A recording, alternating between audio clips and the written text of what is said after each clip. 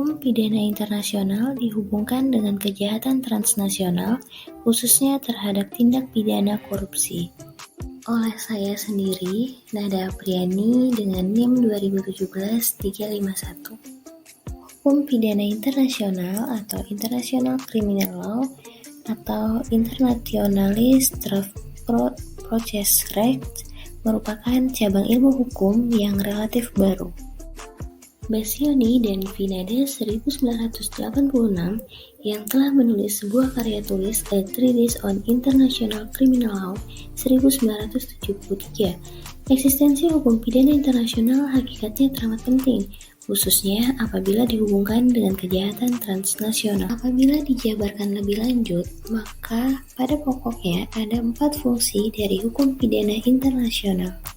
Adapun keempat fungsi tersebut yaitu agar hukum nasional di masing-masing negara dipandang dari sudut hukum pidana internasional sama derajatnya, agar tidak ada intervensi hukum antara negara satu dengan yang lain, berfungsi sebagai jembatan atau jalan keluar bagi negara-negara yang berkonflik, berfungsi untuk dijadikan landasan agar penegakan HAM internasional relatif lebih baik. Agar hukum nasional di masing-masing negara dipandang dari sudut hukum pidana internasional sama derajatnya, dari aspek ini, maka menempatkan negara-negara di dunia ini tanpa memandang besar atau kecil, kuat atau lemah, maju atau tidaknya, memiliki kedudukan yang sama antara satu dengan lainnya.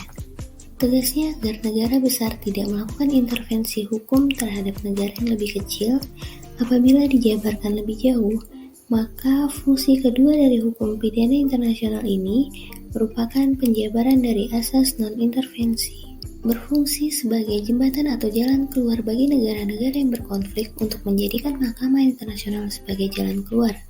Mahkamah Internasional merupakan sebuah lembaga peradilan yang bersifat independen dan tidak memihak yang memutus serta mengadili suatu perkara yang dipersengketakan oleh negara-negara yang berkonflik. Berfungsi untuk dijadikan landasan agar penegakan HAM internasional relatif menjadi lebih baik. Dari perspektif hukum pidana internasional, maka asas ini lazim disebut sebagai asas penghormatan dan perlindungan terhadap hak-hak asasi manusia. Keempat fungsi hukum pidana internasional tersebut merupakan fungsi yang bersifat elementer dan krusial.